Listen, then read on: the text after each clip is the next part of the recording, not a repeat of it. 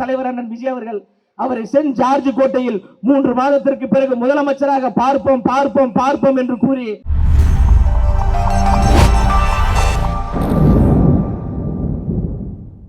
தனது பேச்சால் பட்டி தொட்டி எங்கும் உள்ள இளைஞர்கள் மனதை ஆண்டு கொண்டிருக்கும் கழக கொள்கை பரப்பு இணை செயலாளர் திரு லயலாமணி அவர்களை சிறப்புரையாற்ற அன்புடன் அழைக்கிறோம்.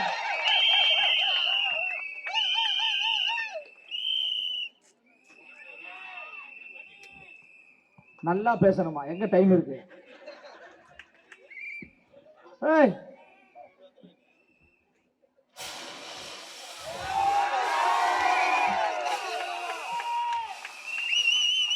ஐயா வெங்கட்டையா, இது எனக்கு எந்த சம்பந்தம் கிடையாது ஐயா.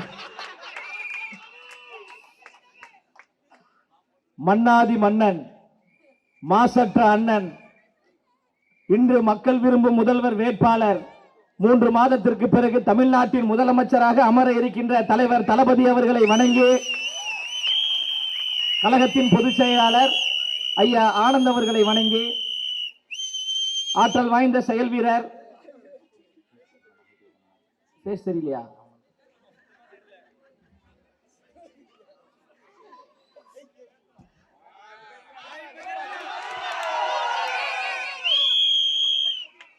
அதாவது என்ன வர வச்சு ராகிங் பண்றீங்கன்னு நினைக்கிறேன். அப்படிதான் போகுது. புரோட்டோகால்னு ஒண்ணு இருக்குமா அம்மா? அவர் கழகத்தின் துணை பொதுச் செயலாளர், எனக்கு பிறகுதான் அவர் பேசணும். அதுக்காக தான் தடுத்த, வேற தவறா நினைக்காதீங்க. அப்படியா அண்ணா? மயிலாப்பூர் மண் என்பது ஆன்மீக மண், ஆன்மீக பூமி, அப்படித்தானம்மா? இப்ப ஆன்மீக பூமினா நம்ம என்ன பண்ணோம்? ஓம் சக்தி பராசக்தி. திமுக ஒரு சத்தம் பத்தல, இன்னும் நல்லா சத்தமா சொல்லுங்க. ஏன்னா ஏன்னா இந்த பேனருக்கு பின்னாடி திமுக காரங்க நின்று வேடிக்கை பார்த்துட்டு இருக்காங்க. அதனால சத்தமா இருக்கணும். ஓம் சக்தி பராசக்தி. எம்எல்ஏ தா வேலு அவர்கள்,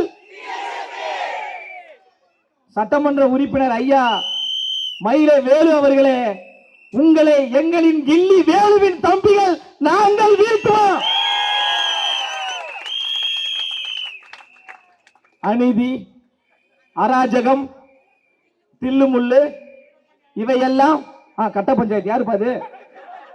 சூப்பர் தலை. அப்ப ஃபர்ஸ்ட்ல இருந்து போயிடலாமா? அநீதி, அராஜகம், தில்லுமுள்ளு, கட்ட பஞ்சாயத்து இவையெல்லாம் திமுக முதற்றே உலகு. இது தலைவர் சொன்னது. யாருக்கு? ஐயா ஸ்டாலின் அவர்களுக்கு. தளபதியின் தம்பியாகிய நான் வந்து இங்க இருக்கிற சட்டமன்ற உறுப்பினர் இருக்கார்ல மயிலை வேலு அவர்கள், அவருக்கு ஒரு திருக்குறள். எப்பொருள், சட்டமா நீங்களும் திரும்பி சொல்லுங்கப்பா. எப்பொருள் வளமாயினும் அப்பொருளை ஆட்டைய போடுவது மயிலை வேலு அவர்களின் சிறப்பு.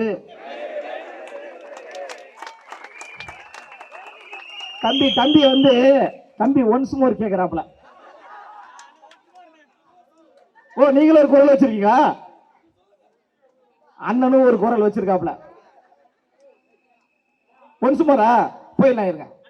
எப்பொருள் வளமாயினும் அப்பொருளை ஆட்டைய போடுவது எம்எல்ஏ மயிலை வேலு அவர்களின் சிறப்பு.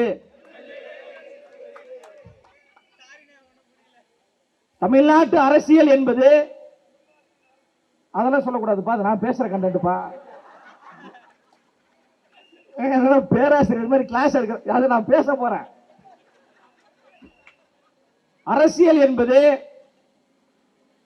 விளையாட்டு கிடையாது. அரசியல் என்பது பொழுதுபோக்கு கிடையாது. அரசியல் என்பது மக்கள் பணி, அரசியல் என்பது சேவை பணி, அரசியல் என்பது தொண்டு பணி என்று தியாக உணர்வோடு தமிழக வெற்றி கழகம் என்கின்ற கட்சியை உருவாக்கி வந்திருக்கக்கூடிய தியாக தலைவர் அண்ணன் விஜய் அவர்களின் வாழ்த்துக்களோடு இங்கு பிரம்மாண்டமாக இந்த கூட்டம் நடந்து கொண்டிருக்கு.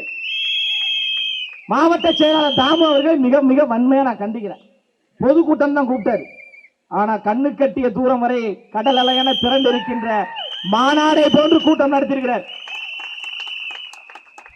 234 தொகுதிகளில் ஒரு தொகுதி உறுதி.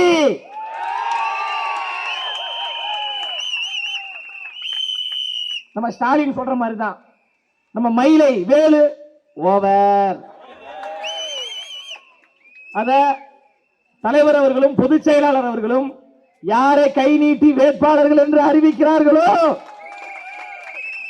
திரும்ப கை காட்டுறோம் பாருங்க, யாரை கை நீட்டி வேட்பாளர் என்று அறிவிக்கிறார்களோ அவர்கள் மயிலை வேலு அவர்களுக்கு அவருடைய தலைவர் ஸ்டாலின் பாணியில் சொல்கிறேன், ஓவர் ஓவர் ஓவர்.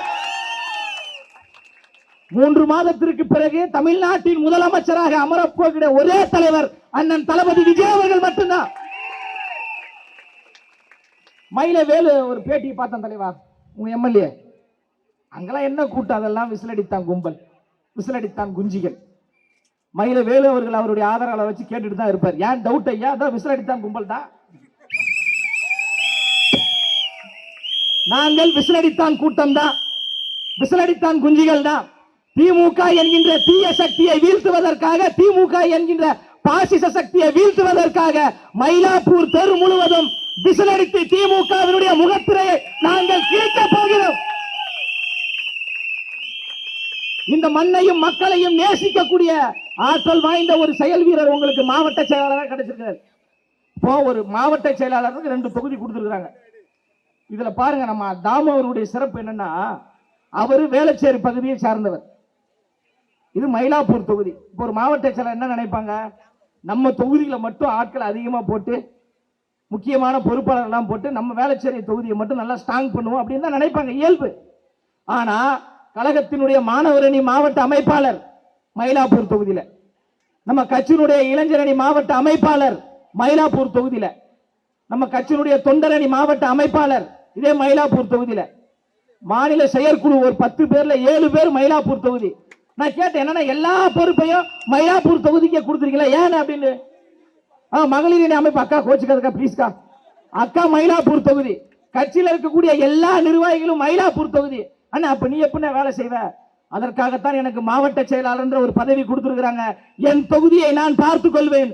ரொம்பவும் பின்தங்கிய தொகுதியாக இருக்கக்கூடிய மயிலாப்பூரை மீட்டெடுக்க வேண்டுதான் என்னுடைய ஒரே இலக்கு என்று இந்த தொகுதிக்கு முக்கியத்துவம் கொடுத்த மாவட்ட செயலாளர் தான் அண்ணன் தாமு அவர்கள்.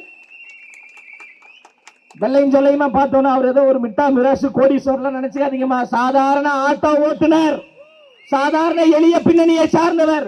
28 ஆண்டுகளுக்கு மேலாக தளபதிக்காக மக்களுக்காக அயராது உழைத்ததால் மாவட்ட செயலாளர் என்கின்ற அங்கீகாரத்தை தலைவர் அவர்கள் கொடுத்திருக்கிறார். 2026 சட்டமன்ற தேர்தல் என்பது பண்ணையாருக்கும் பாமரர்களுக்கும் இடையே நடக்கக்கூடிய அரசியல் போர். பண்ணையார் கட்சி திமுக, பாமரர் கட்சி தாவேக. பாமரர்களுடைய பிள்ளையாக இருக்கக்கூடியவர் தாமு அவர்கள். மேடையில் அமர்ந்திருக்கக்கூடிய எல்லோரும் எளிய பின்புலத்தை சார்ந்தவர்கள். 1967 அண்ணா அவர்கள் எப்படி ஏழை எளிய ஒடுக்கப்பட்ட நசுக்கப்பட்ட மனிதர்களை ஆட்சி அதிகாரத்தில் அமர்த்தினாரோ அதே போன்றுதான் தமிழ்நாடு முழுவதும் பாமர ஒடுக்கப்பட்ட நசுக்கப்பட்டவர்களை ஆட்சி அதிகாரத்தில் அமர்த்தக்கூடிய நிகழ்காலத்தில் வாழ்ந்து கொண்டிருக்கின்ற நம்மளுடைய அண்ணா விஜய் அவர்கள். அந்த வகையில் தான் மிகப்பெரிய ஒரு மாற்றத்தை உருவாக்குவதற்காக நம்ம வந்திருக்கோம். இந்த மாற்றம் மிகப்பெரிய ஒரு தாக்கத்தை ஏற்படுத்தும். திமுக என்றாலே ஊழல் ஊழல் ஊழல் தான். திமுக என்பது திராவிட முன்னேற்ற கழகம் கிடையாது, ஊழல் முன்னேற்ற கழகம் தான். ஊழலுக்காகவே உருவான ஒரு கட்சி தான் திமுக. அப்ப அந்த தீய சக்தி திமுகவை வீழ்த்தக்கூடிய மக்கள் சக்தி, தூய சக்தி தான் அண்ணன் விஜய் அவர்கள். இங்கு கண்ணு கட்டிய தூரம் வரை எல்லாமே தாய்மார்கள் தான். தாய்மார்களுடைய ஆதரவு அவ்வளவு எளிதாக யாருக்குமே கிடைக்காதுமா. புரட்சி தலைவர் எம்ஜிஆர் அவர்களுக்கு பிறகு தானாக ஆதரவு கிடைக்கிறது என்றால் புரட்சி தளபதி எம்ஜிஆர் அவர்களுடைய நிலையாக இருக்கக்கூடிய அண்ணன் விஜய் அவர்களுக்கு மட்டும்தான். அன்றைக்கு தாய்மார்கள் நல்ல ஒரு முடிவை எடுத்தார்கள். புரட்சி தலைவர் எம்ஜிஆர் அவர்கள் தமிழ்நாட்டின் முதலமைச்சராக வந்தார். இங்கே கூடியிருக்கின்ற தாய்மார்களாகிய நீங்கள் நல்ல முடிவை எடுத்து 3 எழுத்து மந்திரமான விசில் சின்னத்திற்கு வாக்களித்து பெருவாரியான வாக்கு வித்தியாசத்தில் வெற்றி கனியை அள்ளி கொடுத்து சென்ட் ஜார்ஜ் கோட்டையில் அண்ணன் விஜய் அவர்களை முதலமைச்சராக நீங்கள் அமர்த்த வேண்டும் என்று நாங்கள் கேட்டுக்கொள்றோம். சொல்றாங்க 75 ஆண்டுகள் பவள விழா கொண்டாடிய கட்சி. ஒரு பக்கம் 27 பேர், ஒரு பக்கம் இருப்பா வந்தது ரேகிங் தலைவா. இந்த பக்கம் 27 பேர் கூட்டணி, இந்த பக்கம் 15 பேர் கூட்டணி என்று ஏன் கூட்டணி வச்சிருக்காங்க அவங்களுக்கே தெரியாது. அவங்களுக்குள்ளே யார் யாருன்னு கூட தெரியாது. 27 பேர் கூட்டணி வைத்து வந்தாலும் சரி, 15 பேர் கூட்டணி வந்தாலும் சரி, தன்னந்தனியாக ஒத்த தல ராவணனாக மொத்த தல ராவணனாக உங்களை வீழ்த்துவேன் என்று படைபலத்தோடு வரக்கூடிய தலைவன் தான் அண்ணன் விஜய் அவர்கள். நம்மளை நம்பி, தாய்மார்களை நம்பி, இளைஞர்களை நம்பி மாற்றத்தை உருவாக்க வேண்டும் என்று வருகிறார். மாற்றம் என்பது சொல்லல்ல, மாற்றம் என்பது செயல். புரட்சி என்பது தானாக உருவாகாது, அதை நாம் தான் உருவாக்க வேண்டும் என்கின்ற ஒரு மாசற்ற தலைவராக அண்ணன் விஜய் அவர்கள் இருக்கிறார். மாபெரும் சபைதனில் நீ நடந்தால் உனக்கு மாலைகள் இழ வேண்டும், மாசு குறையாத மன்னவர் இவர் என்று போற்றி புகழ வேண்டும். போற்றி புகழக்கூடிய ஒரு தலைவர், போற்றுதல் கூடிய தலைவர் அண்ணன் விஜய் அவர்கள். அவரை சென்ட் ஜார்ஜ் கோட்டையில் 3 மாதத்திற்கு பிறகு முதலமைச்சராக பார்ப்போம் பார்ப்போம் பார்ப்போம் என்று கூறி நேரம் கருதி என்னுடைய உரையை நிறைவு செய்கிறேன். நன்றி, வணக்கம்.